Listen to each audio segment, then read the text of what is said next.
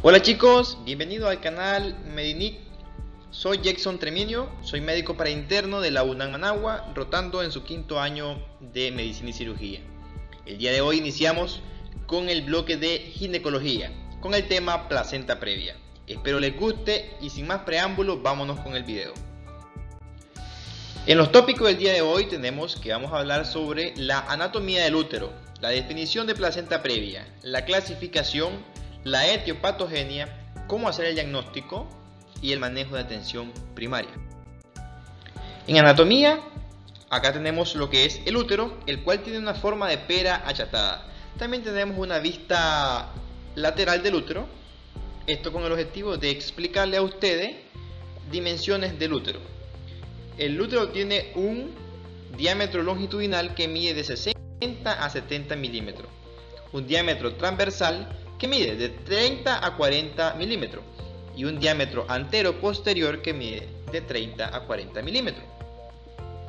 Estos diámetros es en pacientes nulíparas.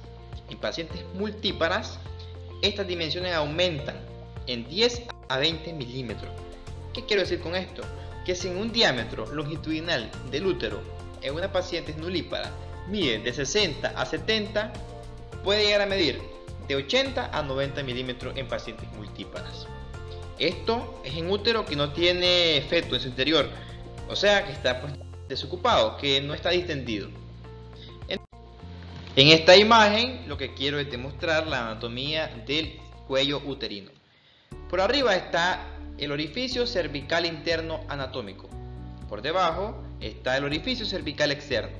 El cuello uterino tiene una longitud de 20 a 30 milímetros.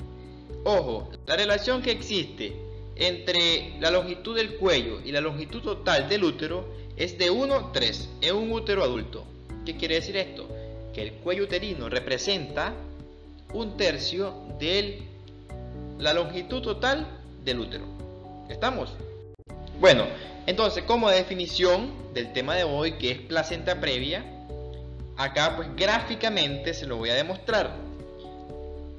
Recordando lo que le había dicho en las diapositivas anteriores, el diámetro longitudinal del útero es de 60 a 70 milímetros. Y pues el cervix también, ya le expliqué. Pero hay una medida que quiero que se la aprendan. Es la medida que ustedes van a salir de este video y no se les va a olvidar, que es de 20 milímetros. ¿Qué es esto? La placenta que se implanta a menor de 20 milímetros del orificio cervical interno es placenta previa. ¿Estamos? Entonces, ¿cómo se define la placenta previa? Es la implantación de la placenta en el segmento inferior uterino a una distancia menor a 20 milímetros del orificio cervical interno, o cubriendo el mismo, ya sea de manera total o parcial, presentándose así por delante del polo fetal. Entonces, en la clasificación tenemos placenta previa lateral, que es la que no está en el borde, en uno de los bordes del orificio cervical interno. La placenta previa marginal es la que está en el borde del orificio cervical interno. La placenta previa oclusiva parcial es la que, como su nombre lo dice, ocluye a la mitad parcialmente el orificio cervical interno. Y la placenta previa oclusiva total es cuando la placenta ocluye todo el orificio cervical interno. Y bueno, en los mecanismos etiopatogénicos tenemos el primero, una deficiente capacidad de fijación del trofoblasto, lo que provoca que el huevo fecundado se implante en la parte baja del útero. Ok, ¿cómo sucede esto? Aquí vamos, chicos. Entonces, acá le hice un gráfico del útero. Ahí me disculpan si no les parece bien, pero es el trabajo honesto, es lo que mejor pude hacer. Y bueno, imagínense el huevo fecundado, que él desciende de la trompa de Falopio, así lo conocemos. Él desciende a la cavidad uterina y se implanta normalmente en el fondo uterino. Es lo normal. Entonces, cuando hay una capacidad de fijación del trofoblasto muy excesiva, o se puede decir se expresa mucho, hay riesgo de que el huevo fecundado se implante en la trompa uterinas, ya en la trompa de falopio. ¿Por qué? Porque aumentó la capacidad de fijación, se implantó antes. Entonces lo que pasa puede ser un embarazo ectópico. Si la fijación del trofoblasto está normal, se va a implantar en el fondo uterino. Y pues un embarazo con una placenta que está normo inserta. Pero si la capacidad de fijación del trofoblasto está disminuida, por gravedad, el huevo fecundado va a descender porque no se ha implantado. ¿Y qué va a pasar? Se va a implantar en la parte baja del útero. ¿Y cómo funciona esto? Esto es la implantación, ¿qué rollo es esto? En histología, en embriología lo hemos visto. Las células trofoblásticas invaden a las células del endometrio. Imaginemos que estas células amarillas con núcleos azules y las células amarillas con núcleos azules son las células endometriales y las células verdes con núcleos azules es el trofoblasto. Estas células, las células endometriales, tienen unos receptores de carbohidratos y las células trofoblásticas tienen la L-selectina. El carbohidrato y la L-selectina se unen y esto hace que el huevo fecundado se pegue al endometrio y así ocurre la implantación. Entonces, si estos compuestos están disminuidos, el trofoblasto no se va a implantar normalmente, o sea, en el fondo uterino, sino que se va a ir a implantarse en la parte baja del útero. ¿Estamos? Y bueno, el otro mecanismo es una capacidad de fijación del endometrio. Ahora no es trofoblasto, es el endometrio. Que la capacidad de fijación del endometrio esté disminuida por procesos infecciosos en zonas superiores del útero. Porque no importa que esté la infección en la parte baja del útero, porque si se implanta normalmente en la parte superior del útero, no hay problema. Pero es que esté una infección en las zonas superiores del útero. ¿Por qué? Ok, otra vez el gráfico. Ahí viene. Imaginemos que está la infección en la zona superior del útero. El huevo fecundado no se puede implantar ahí porque están dañadas esas células. Las células endometriales están dañadas y no hay la expresión de carbohidratos y no se puede pues fijar lo que es el huevo fecundado. Entonces, ¿qué hace? Él sigue descendiendo y por gravedad, bueno, como aquí está bien, dice, aquí me voy a implantar. Ahí la L-selectina del trofoblasto encuentra su carbohidrato del endometrio y dice, aquí voy. Y normalmente, pues como sucedió en lo otro, ahí se da la implantación. Ya, entonces, pero si está inflamado por un proceso infeccioso, el carbohidrato, ¿qué va a haber? Una inflamación y estamos listos, no hay implantación. ¿Por qué? Porque el carbohidrato no está para la L-selectina. Y estos son los primeros mecanismos. O sea, no es que el carbohidrato y la L-selectina es lo único. No, hay una serie de pasos para la implantación que se van a ver afectados por la inflamación. ¿Estamos? Y bueno, el tercer mecanismo es una vascularización defectuosa posterior a procedimientos quirúrgicos como cesárea. Ya las cesáreas anteriores es un riesgo para que el paciente desarrolle una placenta previa. Y también los legrados con el subsecuente desplazamiento de la placenta hacia el segmento inferior del útero. Miren esta imagen a su izquierda. Las vellosidades que están en la parte superior de la imagen, o sea, al lado donde está el feto, el embrión, perdón, están más ramificadas. La literatura lo dice como que se hipertrofian. Y las vellosidades que están en la parte inferior de la imagen se van atrofiando. Entonces, lo normal es que las vellosidades que están en la parte superior o en la parte donde está más próximo el embrión se hipertrofian y las que están donde inició la implantación se atrofian. Eso es normal. Pero cuando están dañadas la vasculatura del endometrio, desde el útero, entonces va a haber quizás un suministro insuficiente de sangre porque las arterias están seccionadas o porque no está bien irrigada donde debería estar. Entonces se van a hipertrofiar todas todo el círculo que miran ahí de implantación se va a hipertrofiar. Y la placenta, ya cuando se desarrolle más grande, no va a tener esa adherencia o esa implantación buena y se va a resbalar. Entonces se desplaza la placenta hacia el segmento inferior del útero. ¿Estamos? Bueno, entonces es el tercer mecanismo. Ahora, ¿cómo hacemos el diagnóstico? El diagnóstico de toda enfermedad hay que tomar muy en cuenta la historia clínica. La historia clínica está dividida en dos partes, en la anamnesis y el examen físico. Entonces, la paciente en sus manifestaciones clínicas, ella te va a decir que viene con sangrado transvaginal. Y ojo, como esto de placenta previa, no sé si se lo dije al principio, es una de las causas de hemorragia de la segunda mitad del embarazo. Una mujer, entonces imagínense, una mujer embarazada que ya llega en el último trimestre de embarazo sangrando, usted dice el libro de Schwartz de obstetricia, dice que toda mujer que llega en el tercer trimestre de su embarazo sangrando es placenta previa hasta que se demuestre lo contrario. Entonces el principal signo, porque sí lo vamos a ver, es el sangrado transvaginal, con las características de aparición en el segundo o tercer trimestre, en reposo, su forma de inicio es insidiosa y desaparece espontáneamente, un color rojo rutilante, el tono uterino está normal, no hay dolor abdominal. Ojo con esto, porque hay otra causa de hemorragia en la segunda mitad del embarazo que sí da dolor abdominal, ya que es el desprendimiento prematuro de placenta normo inserta. En este caso, pues en placenta previa no hay dolor. La frecuencia cardíaca fetal es variable y pues varía según la intensidad del sangrado. El feto generalmente está vivo, la presentación es libre y presentación es viciosa.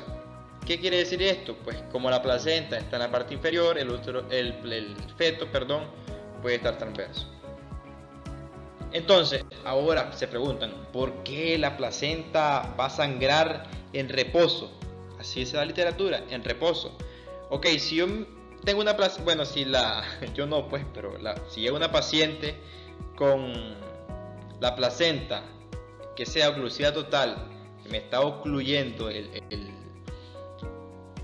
orificio cervical interno, imagínense que quizás con relaciones sexuales, el movimiento puede sangrar, y no es que el pene pues esté tocando la placenta, porque como les decía, recuerden que el cervix tiene una longitud y pues de 20 a 30 milímetros, entonces pues no es que así de fácil, pero sí puede existir pues de que el movimiento también haga que sangre.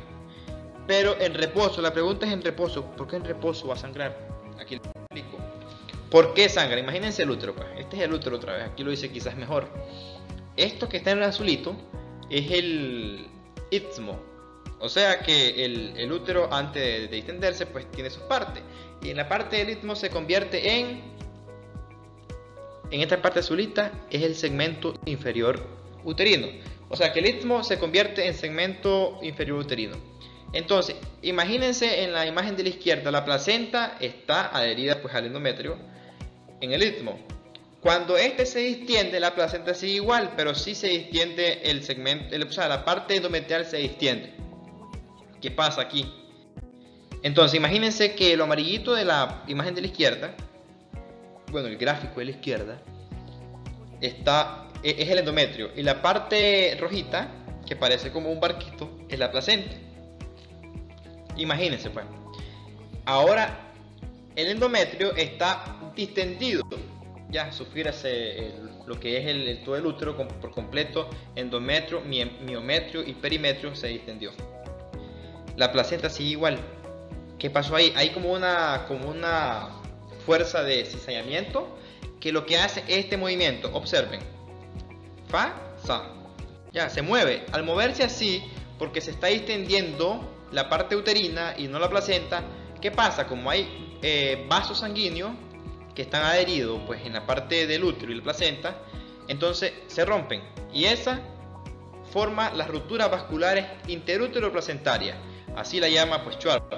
Entonces esas numerosas rupturas vasculares interútero placentarias es lo que da la hemorragia por placenta previa. ¿Estamos? Y bueno, esa es la clínica. Sabemos que la historia clínica aporta hasta, una historia clínica bien hecha aporta hasta un 95% en el diagnóstico, pero hay que confirmarlo, y para confirmarlo se hace con ecografía transvaginal.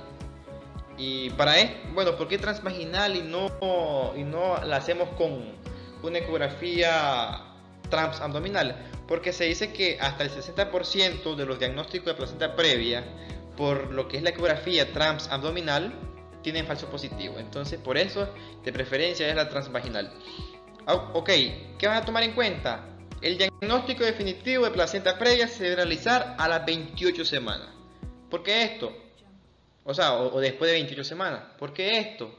Porque en las semanas anteriores aún no ha finalizado la migración placentaria. Otra, actualmente la ultrasonografía transvaginal es el método preferido para determinar la localización de la placenta previa y tiene sensibilidad alta, 87.5%, con una especificidad de 98.8%. Incluso la ecografía transvaginal es útil cuando la mujer anda sangrando, o sea, es útil. Entonces por eso también se utiliza. También se mandan exámenes auxiliares, como sabemos, pues la paciente está sangrando, puede haber anemia, se manda biometría hemática completa, hay riesgos de infecciones, y como también va a una posible intervención quirúrgica, entonces hay que hacer los exámenes para determinar quizás otras enfermedades que pueden empeorar el caso. Y pues en base a sus causas también hay que buscar si hay problemas de preeclampsia, se hace determinación de proteína en orina, se hace los tiempos de coagulación para ver si también hay algún problema de coagulopatía, y pues los exámenes de química. Acá le puse yo unos tubitos para que ustedes como que se imaginen cuántos tubitos le voy a sacar a una paciente con placenta previa, cuántos tubitos de sangre, ya, porque es a nivel también de preinternado. Un tubito morado para la biometría hemática completa.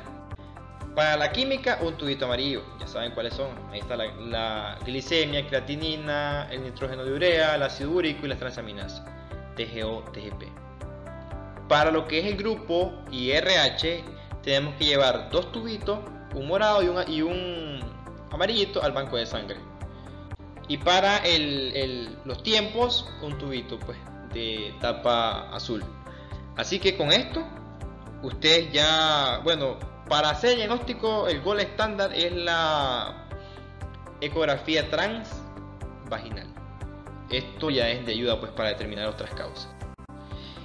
Entonces, ¿qué vamos a hacer nosotros cuando llega una mujer sangrando en la segunda mitad de embarazo? Primero lo que vamos a hacer es pensar en varias cosas.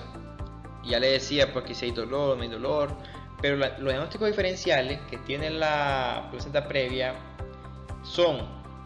el sangrado en la segunda mitad de embarazo son el desprendimiento prematuro de placenta normoinserta, la rotura uterina, la rotura de vasas previas y otras como la cervicitis, los pólipos endometriales, la neoplasia, los traumatismos y las varices de vulva y vagina. Pero esto pues lo vamos a determinar por el ultrasonido transvaginal, que nos va a decir que si es placenta previa, sí o no. Ustedes pues, bueno, nosotros como médicos allá en el campo o en centros en donde no hayan estas condiciones que están refiriendo la literatura, vamos a hacerla entonces. La referencia lo vamos a referir, pero hay que hacer algo. Vamos a garantizar dos accesos venosos periféricos comprando la número 14 o 16 en el mismo brazo y administrar cristaloide. Según pérdidas hemáticas, se puede aplicar la fórmula del 3x1, que por cada cc que pierda de sangre la paciente, vamos a administrar 3 cc de cristaloide. Y pues siempre hay que estar vigilando el estado hemodinámico de la paciente. Vigilar signos vitales, frecuencia cardíaca fetal cada 30 minutos hasta que se haga efectivo el traslado. Y si la paciente tiene un embarazo de 24 a 36 semanas y 6 días, hay que aplicar el esquema de maduración pulmonar, que es dexametasona 6 mg intramuscular cada 12 horas por 4 dosis. ¿Estamos? Y bueno chicos, acá les dejo la bibliografía para que si gustan la revisan. Gracias por su atención y bueno, les recuerdo que Se pueden suscribir en el canal de YouTube de Medinic, Medicina Básica, activar la campanita para que le lleguen notificaciones cuando se suban nuevos videos, porque vienen un montón de videos para ustedes, y darle me gusta a la página en Facebook Medinic. Hasta pronto.